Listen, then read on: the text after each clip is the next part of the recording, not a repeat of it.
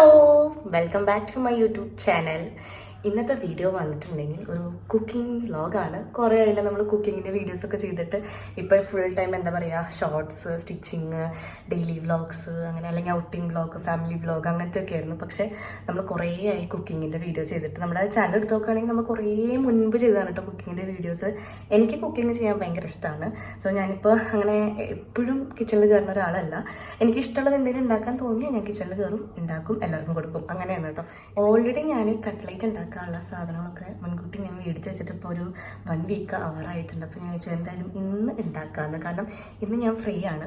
അപ്പോൾ ഞാൻ ഇന്ന് ഉണ്ടാക്കാമെന്ന്. അപ്പോൾ ഇന്ന് വീട്ടിലാരുമില്ല കേട്ടോ, അച്ഛനമ്മയൊന്നും ഇല്ല.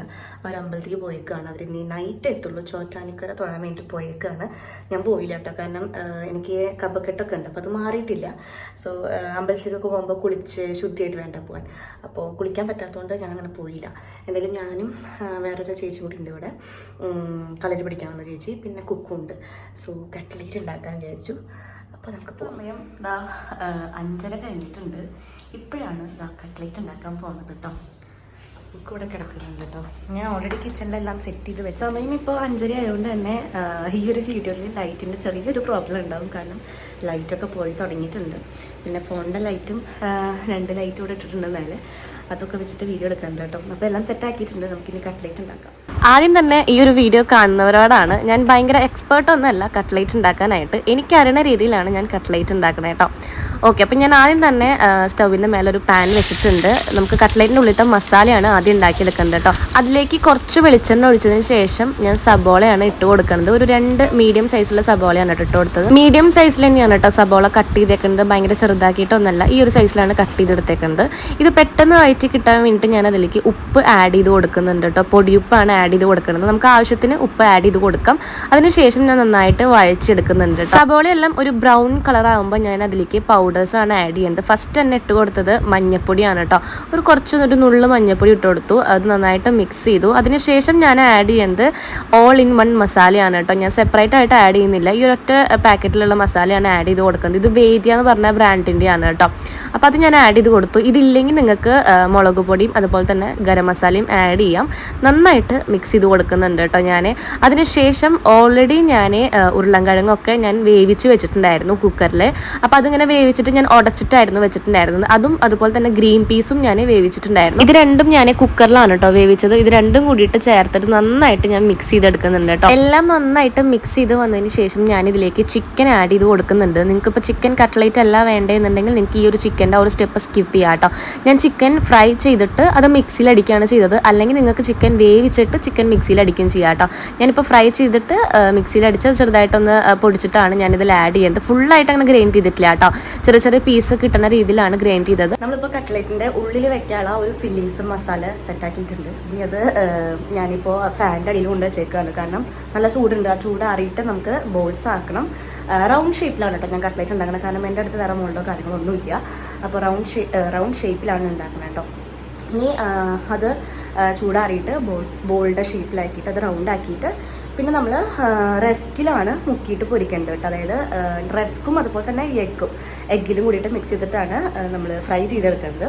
അപ്പോൾ അതിവിടെ സെറ്റാക്കിയിട്ടുണ്ട്. 2 ബ്ലൂ കളർ ബൗൾ, ഒന്നിൽ റസ്കിൻ്റെ പൗഡറാണ്, മറ്റേതിൽ എഗ്ഗാണ് കേട്ടോ.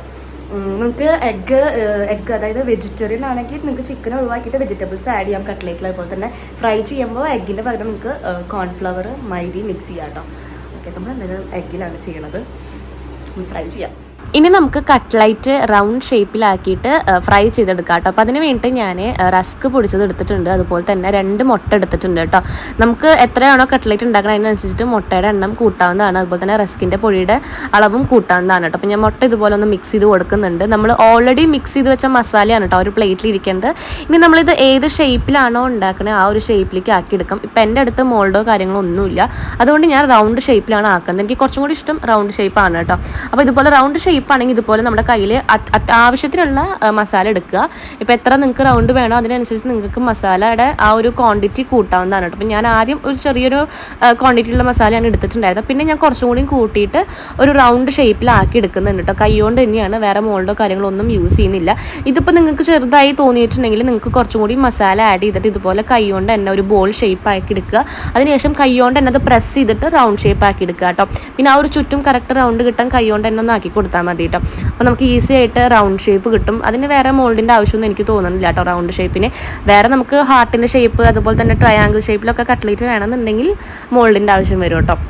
അപ്പം ഞാനിവിടെ കൈകൊണ്ട് തന്നെ റൗണ്ട് ഷേപ്പ് ആക്കി എടുക്കുന്നുണ്ട്.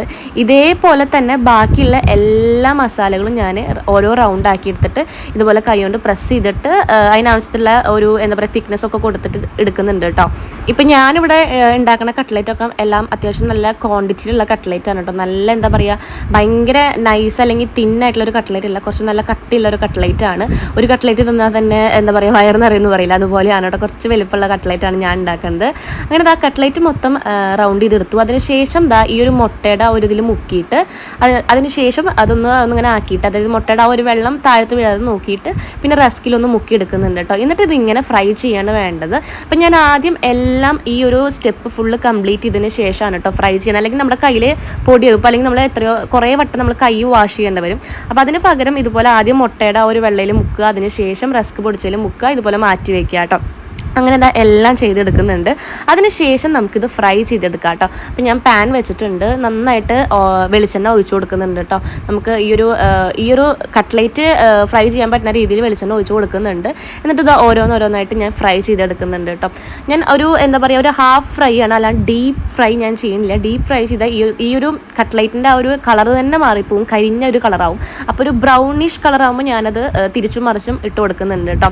വളരെ ഈസി ആയിട്ട് ചെയ്യാൻ പറ്റുന്ന ഒരു കട്ട്ലേറ്റ് റെസിപ്പിയാണ്. ഞാൻ നേരത്തെ പറഞ്ഞ പോലെ തന്നെ എന്താ പറയുക ഞാൻ ഭയങ്കര എക്സ്പേർട്ട് ഒന്നല്ല കട്ട്ലേറ്റ് ഉണ്ടാക്കാനായിട്ട്, പക്ഷേ എനിക്ക് അറിയുന്ന രീതിയിലാണ് കേട്ടോ ഞാൻ ഇവിടെ കട്ട്ലേറ്റ് ഉണ്ടാക്കിയത്. നിങ്ങൾക്ക് ഇപ്പോൾ ചിക്കൻ ഇല്ലെങ്കിൽ പകരം വെജിറ്റബിൾ മാത്രം വെച്ചിട്ട് കട്ട്ലേറ്റ് ഉണ്ടാക്കാം കേട്ടോ, അല്ലെങ്കിൽ മുട്ട പൊരിച്ചതൊക്കെ ആഡ് ചെയ്തിട്ട് കട്ട്ലേറ്റ് ഉണ്ടാക്കാം. ഇങ്ങനെ വെറൈറ്റി സാധനങ്ങൾ ഞാൻ നോക്കാറുണ്ട് കേട്ടോ, ഇടയ്ക്ക് ട്രൈ ചെയ്ത് നോക്കാറുണ്ട്. കട്ട്ലേറ്റ് നമ്മൾ ഒരു സെറ്റ് ഉണ്ടാക്കി കഴിഞ്ഞിട്ടുണ്ട്. നമ്മളിതാ ഈ ഒരു ബൗളിലേക്ക് ആക്കിയിട്ടുണ്ട് കേട്ടോ. ഒരു സെറ്റ് ഉണ്ടാക്കുന്നുണ്ട്. കുറച്ച് ഉണ്ടാക്കിയിട്ടുള്ളൂ, നമ്മൾ 4, 5, 6, 7 ഉണ്ടാക്കിയിട്ടുള്ളൂ കേട്ടോ, കാരണം നമ്മൾ 5 പേരേ ഉള്ളൂ.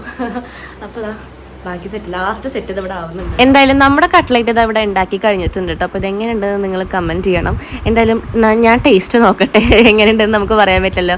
കണ്ടിട്ട് നമുക്ക് അഭിപ്രായം പറയാൻ പറ്റില്ല, കഴിച്ചിട്ടേ അഭിപ്രായം പറയാൻ പറ്റുള്ളൂ. അപ്പോൾ ഞാൻ എന്തായാലും കഴിച്ച് നോക്കട്ടെ. എനിക്ക് ഭയങ്കര ഇഷ്ടമായിട്ടോ, കാണാനൊക്കെ നല്ല രസമുണ്ട്. അപ്പോൾ നമുക്ക് കഴിച്ച് നോക്കാം. അപ്പോൾ ഞാൻ ജസ്റ്റ് ഒന്ന് ഇങ്ങനെ പകുതിയായിട്ട് മുറിച്ച് നോക്കിയപ്പോൾ നല്ല ആവി ഇങ്ങനെ പാറുന്നുണ്ട് കേട്ടോ, അത്രയും ചൂടാണ്. കട്ട്ലേറ്റ് ഉണ്ടാക്കി കഴിഞ്ഞിട്ടുണ്ട് കേട്ടോ. പകുതി ഞാൻ കഴിച്ചു, പകുതി ഉണ്ട്. എനിക്ക് ഇഷ്ടമായിട്ട് നല്ല ടേസ്റ്റ് ഉണ്ടായിരുന്നു.